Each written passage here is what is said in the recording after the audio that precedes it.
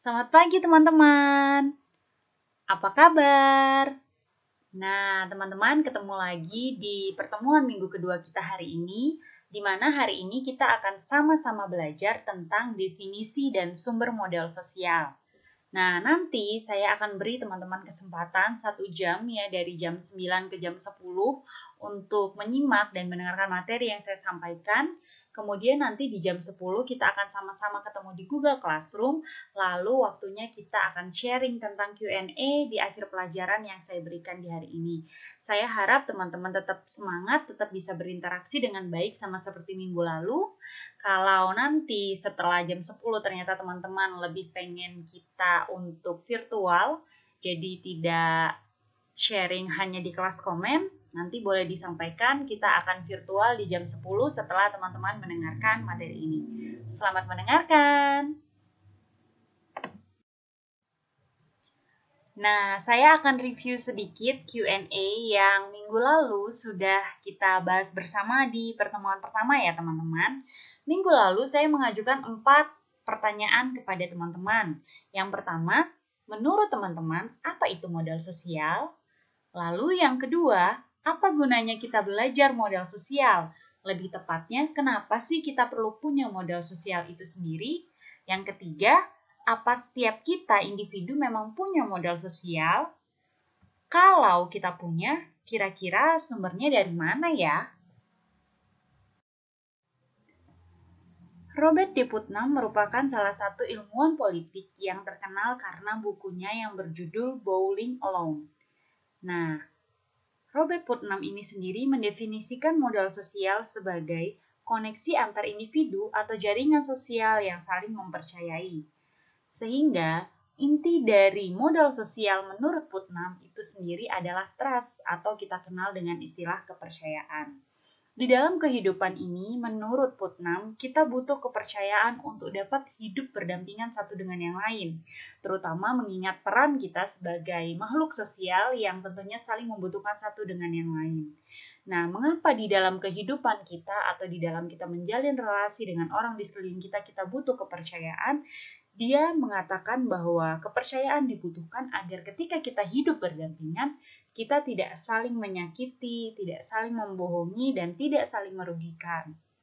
Putnam juga menyampaikan, semakin tinggi kepercayaan atau tingkat kepercayaan kita terhadap satu dengan yang lain, maka hubungan kita dengan yang lain akan semakin baik. Teman-teman, selain dari Putnam yang sebelumnya sudah saya sampaikan, sekarang kita akan coba lihat definisi modal sosial menurut para ahli yang lain. Yang pertama ada James Coleman tahun 90 ya, yang mendefinisikan modal sosial itu sebagai varian entitas, di mana para pelakunya itu menciptakan iklim untuk saling percaya satu dengan yang lain, dan di dalamnya ditetapkan norma-norma serta diberlakukan sanksi sosial bagi para anggotanya. Kemudian yang kedua ada dari Bank Dunia 99 yang mendefinisikan modal sosial itu sebagai sesuatu yang merujuk pada dimensi institusional ya. Jadi hubungan-hubungannya antara satu institusi dan institusi lainnya, dan di dalamnya juga tercipta norma-norma yang nantinya akan membentuk kualitas dan kuantitas dari hubungan itu. Kemudian yang ketiga ada Burt tahun 92 mendefinisikan modal sosial itu sebagai asosiasi ya. Jadi kata lain dari berhubungan atau berelasi adalah asosiasi ya. Jadi asosiasi satu dengan yang lain yang selanjutnya menjadi kekuatan penting tidak hanya untuk kehidupan ekonomi tapi juga setiap aspek eksistensi sosial yang lain. Jadi di sini yang menjadi kata kunci dari setiap definisi modal sosial adalah kata yang saya beri warna hitam tebal atau bold. Selanjutnya menurut Fukuyama tahun 95, modal sosial itu diartikan sebagai serangkaian nilai-nilai atau norma yang dimiliki bersama sehingga hal itu memungkinkan terjalinnya kerjasama antara satu dengan yang lain. Tokoh lainnya yaitu Cox tahun 95 yang mendefinisikan modal sosial itu sebagai hubungan antar manusia yang ditopang oleh jaringan, norma-norma, dan kepercayaan yang kemudian memungkinkan terjadinya juga koordinasi dan kerjasama yang bertujuan untuk keuntungan keuntungan atau kebajikan bersama. Nah, definisi menurut Cox ini hampir sama dengan Putnam ya, yang tadi menyampaikan bahwa kepercayaan itu diperlukan agar tidak ada rasa saling merugikan satu dengan yang lain, yang artinya satu dengan yang lain saling memberikan keuntungan.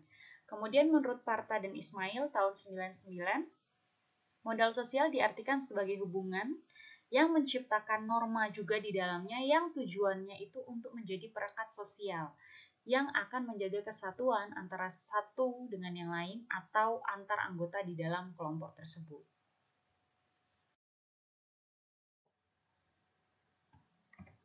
Selanjutnya ada Solow tahun 99 yang mendefinisikan modal sosial sebagai rangkaian nilai-nilai atau norma-norma yang diwujudkan di dalam perilaku yang kemudian akan mendorong setiap kita untuk mampu bekerja sama dan berkoordinasi satu dengan yang lain sehingga kita memiliki kontribusi.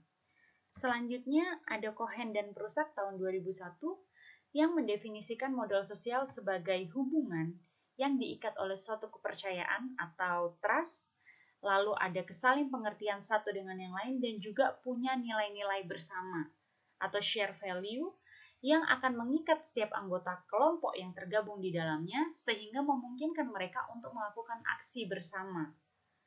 Yang selanjutnya ada Hasbullah 2006 mendefinisikan modal sosial itu sebagai sesuatu yang berkaitan dengan kerjasama, di mana kerjasama ini ditopang oleh nilai-nilai dan norma-norma, di mana di dalamnya juga mengandung unsur kepercayaan. Kemudian keimbal-balikan yang tadi itu ya, yang sempat kita singgung, tidak merugikan tapi saling menolong satu dengan yang lain. Kemudian di dalamnya juga ada aturan-aturan kolektif atau aturan-aturan bersama yang ditaati, atau bisa disebut juga norma, yang kemudian akan mengatur kehidupan dari anggota kelompok yang ada di dalamnya. Nah, jadi teman-teman, dari tadi sekian banyak ya definisi modal sosial yang kita bahas menurut para ahli. Kurang lebih kita punya berapa teman-teman? Ada Putnam, kemudian ada James Coleman, Bank Dunia, kemudian Wood, lalu ada Hasbullah dan kawan-kawan lainnya. Kalau tadi saya hitung kurang lebih 10 ya teman-teman ya, sambil teman-teman mengingat. Nah, dari semua yang sudah disampaikan oleh para ahli tersebut, saya coba menyimpulkan definisi modal sosial dari sekian banyak atau yang kita kenal dengan istilah sosial kapital dapat diartikan sebagai kemampuan perusahaan atau masyarakat untuk bekerja bersama demi mencapai tujuan-tujuan. Nah, tentunya tujuan-tujuan yang ingin dicapai ini juga tujuan bersama. Tapi harus diingat tadi teman-teman, di dalam mereka mencapai tujuan-tujuan bersama ini, mereka punya beberapa unsur yang melandasi atau mendasari mereka. Antara lain tadi ada kepercayaan, kemudian di dalamnya ada nilai-nilai, ada norma-norma, dan juga ada jaringan. Jadi, diingat lagi bahwa modal sosial itu adalah hubungan atau asosiasi yang dimiliki ya untuk mencapai tujuan, tapi harus dilandasi oleh unsur-unsur yang tadi. Nah, teman-teman, kalau sebelumnya kita sudah tahu apa itu definisi modal sosial menurut para ahli, sekarang kita mau belajar kenapa ya kira-kira kita perlu punya modal sosial? Nah, jawabannya because we are social beings atau karena kita ini adalah makhluk sosial. Nah, sebagai makhluk sosial, kita tidak dapat hidup sendiri tanpa kehadiran orang lain kan? Kita pasti butuh orang lain untuk interaksi dengan kita. Kalau kita ingat lagi, di slide sebelum ini kita sama-sama sudah menyimpulkan bahwa modal sosial kita artikan sebagai kemampuan perusahaan atau masyarakat untuk bekerja bersama demi mencapai tujuan-tujuan yang di dalamnya itu terdapat unsur kepercayaan, nilai, norma, dan juga jaringan. Nah, kira-kira nih teman-teman, modal sosial secara ekonomi ada manfaatnya nggak ya? Awalnya, modal sosial ini tidak dianggap dalam pertumbuhan ekonomi. Dalam buku teori tentang pertumbuhan ekonomi, biasanya hanya disebutkan 3 modal utama pembangunan wilayah, yaitu modal alam, modal fisik, dan modal manusia, seperti yang juga sudah kita singgung di minggu yang lalu. Akan tetapi, para ekonom, terutama aliran neoklasik, melupakan satu hal, yaitu interaksi para aktor ekonomi di pasar. Di mana interaksi yang dimaksud ini adalah upaya seseorang ketika membangun jaringan, melakukan transaksi, dan proses kebiasaan yang terjadi di dunia usaha. Sikap abai ini karena interaksi hanya dianggap sebagai budaya. Ya sama seperti kita pasti berpikir ya wajarlah kita itu ngomong satu dengan yang lain. Kan kita juga namanya makhluk sosial. Nah, tapi lambat laun teman-teman, pemikiran itu berubah. Para pakar bidang ekonomi dan sosial akhirnya menyepakati tentang pentingnya kehadiran faktor non-ekonomi di dalam pertumbuhan ekonomi itu sendiri. Faktor non-ekonomi itu apa? Faktor itulah yang kita kenal dengan istilah modal sosial. Di mana modal sosial ini dianggap sebagai aset sosial yang memungkinkan individu dan masyarakat bekerja secara lebih efisien. Nah, cara kerjanya gimana? Ketika kita berhubungan dengan orang lain, dimanapun dan kapanpun itu, pada saat itulah terbentuk ikatan formal dan non-formal. Setelah itu, biasanya kita akan cenderung memilah dan memilih untuk berkumpul dengan orang yang dalam tanda kutip menguntungkan bagi kita. Contohnya, misal kita yang tinggal di kompleks perumahan atau kita mahasiswa yang lagi ngekos. Tadinya kita tidak mengenal satu dengan yang lain tetangga kita, baik itu tetangga sebelah rumah kita atau kalau kita yang ngekos tetangga sebelah kamar kita. Tapi pasti ada aja satu atau dua di antara kita yang pasti kepo lah, atau istilahnya pengen tahu kan kira-kira siapa sih tetangga kita, siapa sih tetangga yang ada di sebelah rumah kita.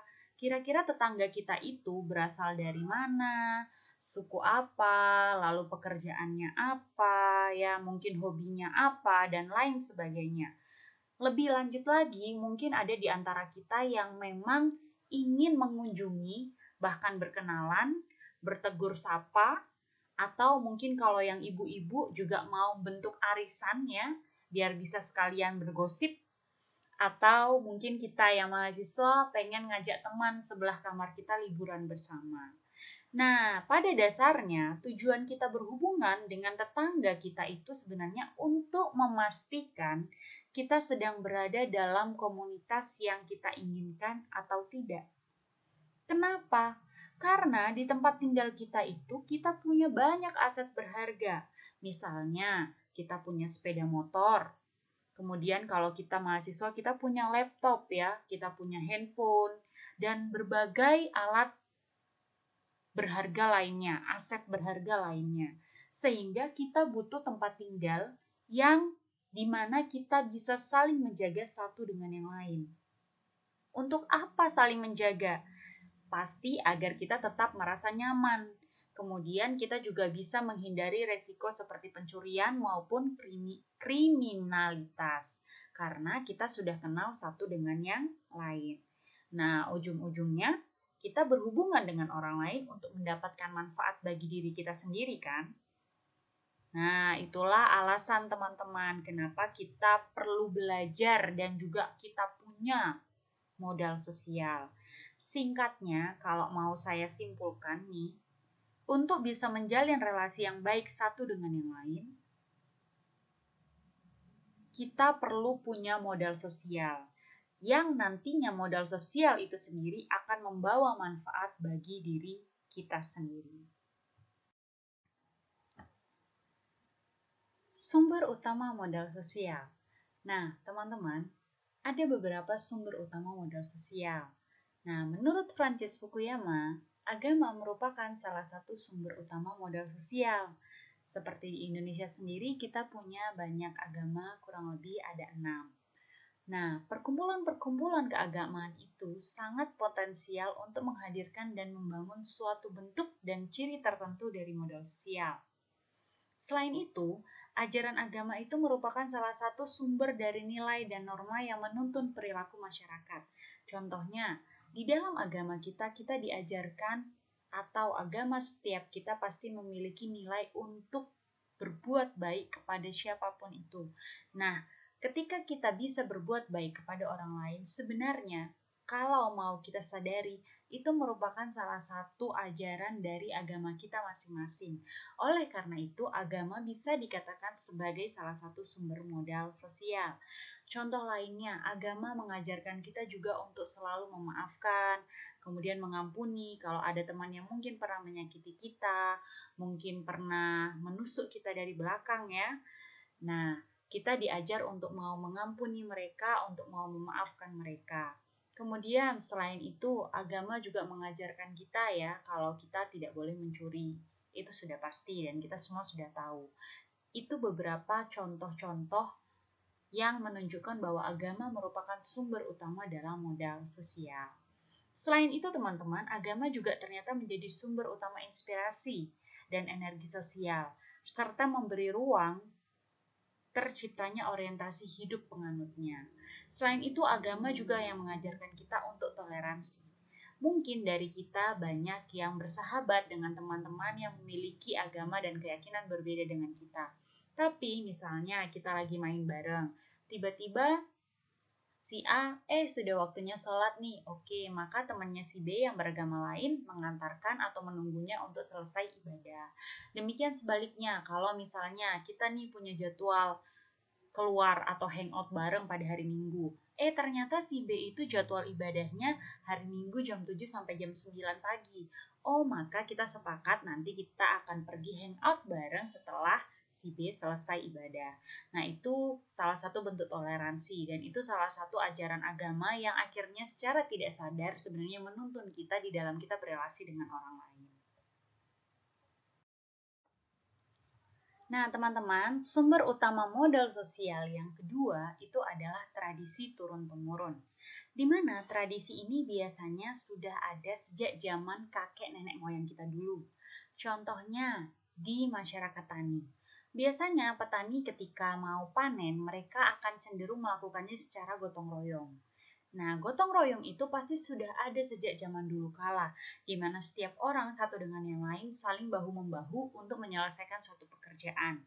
Lainnya, ada istilah di petani ketika setelah panen, mereka melakukan yang namanya sedekah bumi, yang mereka yakini itu sebagai ucapan syukur kepada Tuhan atas hasil panen yang melimpah. Selain itu, mereka juga membagi-bagikan hasil panen mereka kepada tetangga sekitar ya dengan memasak makanan yang enak-enak ya. Bisa dibayangkan, mungkin ada yang lapar pagi ini belum sarapan. Nah, kemudian makanan itu mereka makan bersama dengan tetangga-tetangga maupun petani-petani lain yang ikut turut bergotong royong dengan mereka. Selain itu, mungkin kita di dalam keluarga kita sendiri juga kita ada tradisi turun-menurun yang masih sampai saat ini dilakukan. Misalnya, kita kalau sama orang tua harus salim, ya. Atau misalnya kalau kita ketemu sama orang yang lebih tua ketika kita berjalan, kita harus jalannya sedikit membungkuk atau menunduk gitu ya untuk menghargai orang yang lebih tua. Nah, itu contoh-contoh dari tradisi turun-temurun yang menjadi sumber utama modal sosial juga di dalam kita berelasi. Karena dengan setiap yang kita punya tadi, terutama contoh yang saya ambil adalah kalau bertemu yang lebih tua, kita harus salim, jalannya agak sedikit menunduk. Itu kan menunjukkan betapa kita respect kepada mereka, betapa kita menghargai mereka. Nah, itu akan membuat mereka juga bisa respect kepada kita dan akhirnya kita juga bisa menjalin relasi dengan mereka. Dan sumber utama modal sosial yang ketiga adalah lembaga pendidikan. Jadi teman-teman, lembaga pendidikan, baik itu mulai dari pendidikan TK ya, hingga perguruan tinggi, ternyata juga menjadi satu wadah untuk kita belajar memiliki modal sosial. Karena di dalam pendidikan, idealnya tidak hanya belajar tentang mata pelajaran itu sendiri, tapi juga harus bisa membangun modal sosial dalam bentuk aturan-aturan, norma maupun nilai. Misalnya kita sendiri, di dalam perguruan tinggi ini kita juga belajar yang namanya kedisiplinan. Kedisiplinan apa? Contohnya kedisiplinan waktu. Misalnya kalau kita mau datang kuliah, kita harus on time. Kalaupun terlambat, ya yang bisa ditolerir hanya 15 menit. Tapi akan lebih baik ketika kita datang tepat waktu bahkan sebelum waktu pelajaran itu dimulai. Kemudian yang kedua, kita juga belajar tentang norma. Jadi di dalam kita kuliah sehari-hari kita juga punya norma-norma yang berlaku. Misalnya ketika kita sedang mendengarkan dosen menjelaskan, ketika kita mau menyanggah atau berpendapat, kita tidak langsung tiba-tiba berbicara bla bla bla bla bla, tapi kita mengangkat tangan kita dulu, lalu kemudian ketika dosen kita sudah memberi kesempatan, baru kita berbicara. Kemudian ada nilai-nilai. Nilai-nilai apa, teman-teman? Nilai-nilai kejujuran. Teman-teman juga harus jujur di dalam mengerjakan misalnya ujian. Jangan ketika ujian diam-diam ternyata bikin contekan. Ternyata diam-diam lihat Google jawabannya apa ya. Walaupun kadang jawabannya memang nggak ada. Nah, itu. Kemudian selain itu teman-teman, di dalam perguruan tinggi kita juga belajar bahwa kita itu bebas berpendapat. Kalau dosen menjelaskan A, kemudian teman-teman punya pendapat B, teman-teman boleh menyampaikan. Dan tidak mungkin dosen itu akan melarang, nggak boleh, yang boleh ngomong di kelas itu cuma aku, kamu nggak boleh ngomong. Itu tidak akan terjadi. Jadi kita diberi kesempatan untuk memberi pendapat ya, atau memberi bahkan masukan yang mungkin teman-teman punya pengalaman lalu teman-teman utarakan. Kemudian kita juga punya kesamaan kedudukan satu dengan yang lain, sehingga tidak ada istilahnya kita merendahkan satu dengan yang lain. Si A itu anak pejabat loh, dia tuh kalau duduk harus di depan, kamu mah di belakang aja. Nggak ada seperti itu. Jadi kita semua punya kesamaan hak ya, dan juga kewajiban di dalam kita menjalankan studi kita masing-masing. Kemudian kita juga diajarkan memiliki etika. Tentu saja ini di dalam kita berbicara satu dengan yang lain. Tidak boleh menyela orang yang sedang berbicara misalnya. Atau kita harus menghargai pendapat orang yang berbeda dengan kita. Kita harus punya etika, kita harus punya skill juga ya yang nantinya juga akan berguna bagi kita di dalam kita menjalin relasi dengan orang lain. Artinya apa? Dari semua yang tadi sudah saya sebutkan, itu menjadi bekal teman-teman ketika nanti teman-teman bekerja, teman-teman akan berjumpa dengan banyak orang yang memiliki sifat, karakter, sikap yang berbeda-beda, namun karena teman-teman sudah berbekal itu tadi, berbekal modal sosial tadi, maka teman-teman bisa dengan mudah bersosialisasi atau berhubungan dengan siapa saja. Jadi teman-teman, kesimpulan dari apa yang kita pelajari hari ini adalah yang pertama, modal sosial didefinisikan sebagai kemampuan perusahaan atau masyarakat untuk bekerja bersama demi mencapai tujuan-tujuan. Dan jangan lupa ya bahwa dalam mencapai tujuan-tujuan itu disertai dengan beberapa unsur-unsur yang harus dimiliki oleh setiap individu. Kemudian yang kedua, kita perlu memiliki modal sosial karena kita sendiri adalah makhluk sosial yang pada hakikatnya selalu membutuhkan orang lain untuk berinteraksi di dalam kehidupan sehari-hari, dan juga kita butuh komunitas untuk bisa hidup dengan nyaman dan tentunya memberikan manfaat bagi diri kita sendiri. Dan yang ketiga, sumber utama modal sosial ada 3, yaitu agama, tradisi turun-temurun, dan lembaga pendidikan. Dan sumber modal sosial ini semuanya sebenarnya lingkup terkecilnya yang mengajarkan kita terkait semuanya itu adalah keluarga. Di mana di dalam keluarga kita diajarkan tentang agama, kemudian tradisi-tradisi, dan juga belajar tentang sesuatu yang berbau pendidikan. Misalnya, dari seorang ibulah kita pertama kali bisa belajar berbicara, belajar menulis, dan belajar membaca. Nah, jadi teman-teman, itu kesimpulan dari pelajaran kita hari ini. Oke teman-teman, seperti biasa saya akan akhiri kelas ini dengan Q&A. Nah, tadi teman-teman sudah menyimak penjelasan saya terkait materi kita hari ini, yaitu definisi dan sumber modal sosial. Nah, pertanyaan saya yang pertama, menurut teman-teman, apa saja unsur-unsur dalam modal sosial? Kemudian yang kedua, apakah teman-teman sudah memiliki semua unsur-unsur tersebut di dalam relasi dengan orang lain? Lalu yang ketiga, coba teman-teman lihat dan simak 3 video yang linknya saya sudah tuliskan di slide ini. Lalu teman-teman berikan komentar kira-kira sumber modal sosial dari masing-masing video itu dari mana ya? Apa pelajaran yang teman-teman bisa ambil? Dan apakah teman-teman menemukan sumber modal sosial lainnya? Silahkan teman-teman tulis jawaban teman-teman di kelas komen di bawah ini ya. Di sini kita akan interaksi, kita akan sharing bareng-bareng apa yang kita dapat di hari ini dan apa yang kita pelajari dari video yang saya berikan linknya. Oke teman-teman, thank you. Nah, teman-teman, itu hal-hal yang bisa saya bagikan di hari ini dan bisa kita pelajari bersama. Saya sangat berterima kasih untuk interaksi teman-teman, untuk teman-teman yang sudah menyimak dengan baik materi yang saya sampaikan. Semoga teman-teman tetap semangat ya untuk kuliah di minggu yang akan datang. Minggu depan kita mau sama-sama belajar tentang elemen-elemen modal sosial atau yang sudah sempat kita singgung hari ini yaitu unsur-unsur modal sosial. Harapan saya teman-teman juga sudah baca materi-materi terkait materi yang minggu depan akan saya sampaikan sehingga barangkali teman-teman ada yang punya masukan atau mungkin menemukan elemen-elemen modal sosial yang minggu depan tidak saya sampaikan, kita boleh saling sharing, kita boleh saling melengkapi informasi satu dengan yang lain. Nah, terakhir pesan saya tetap sama, tetap jaga kesehatan, jaga kebersihan dimanapun teman-teman berada. Tuhan Yesus memberkati.